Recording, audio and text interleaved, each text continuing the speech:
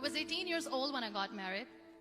I belonged to a very conservative family, a Baloch family, where good daughters never say no to their parents. My father wanted me to get married, and all I said was, if that makes you happy, I'll say yes. And of course, it was never a happy marriage. Just about after 2 years of getting married, about 9 years ago, I met a car accident. Somehow my husband fell asleep and the car fell in the ditch. He managed to jump out, saved himself. I'm happy for him. But I stayed inside the car and I sustained a lot of injuries. The list is a bit long.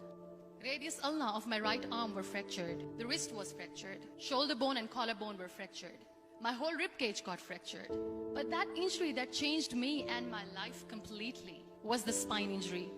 Many people came to rescue. They gave me CPR. They dragged me out of the car.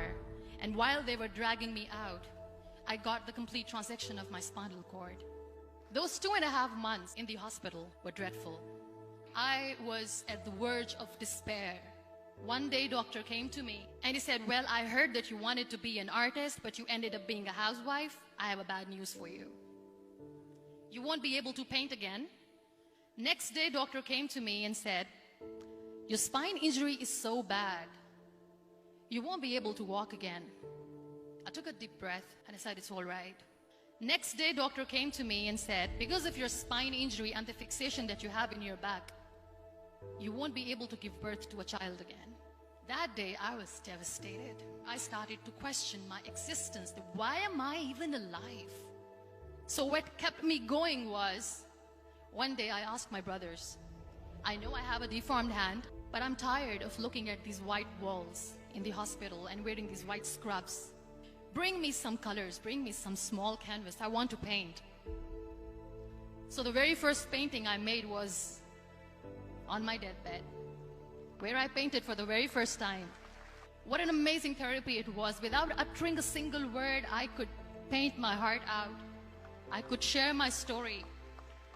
People used to come and say, what lovely painting, so much color. Nobody could see the grief in it. Only I could.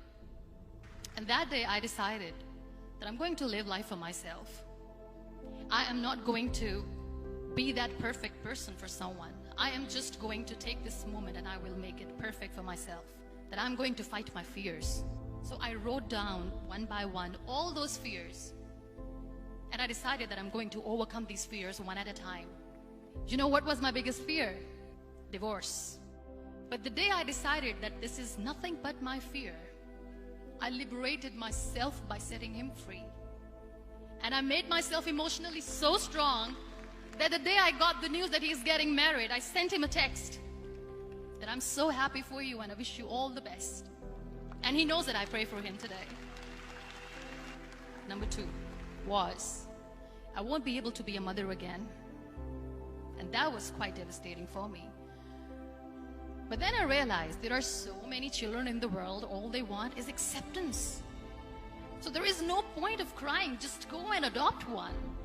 And that's what I did.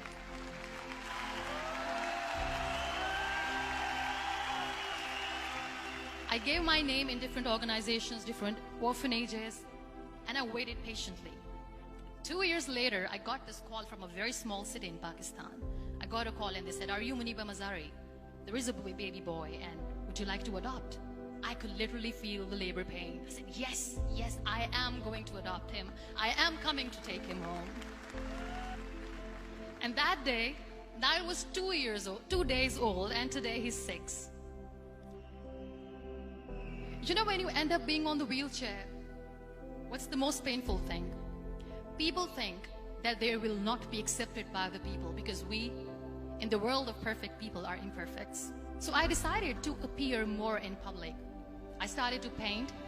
I have done a lot of modeling campaigns. I decided that I'm going to join the national TV of Pakistan as an anchor person. I became the National Goodwill Ambassador for UN Women Pakistan, and now I speak for the rights of women, children. I was featured in BBC 100 Women for 2015. I'm one of the Forbes 30 under 30 for 2016. So when you accept yourself the way you are, the world recognizes you. It all starts from within. We have this amazing fantasy about life. This is how things should work. This is my plan. It should go as per my plan. If that doesn't happen, we give up. I never wanted to be on the wheelchair. Never thought of being on the wheelchair. This life is a test and a trial, and tests are never supposed to be easy. So when you are expecting ease from life, and life gives you lemons, then you make the lemonade, and then do not blame life for that. It is okay to be scared. It is okay to cry. Everything is okay, but giving up should not be an option. They always say that failure is not an option. Failure should be an option, because when you fail, you get up, and then you fail, and then you get up, and that keeps you going. Embrace each and every breath that you are taking. Celebrate your life. Live it. Don't die before your death. Real happiness lies in gratitude. So be grateful, be alive, and live every moment.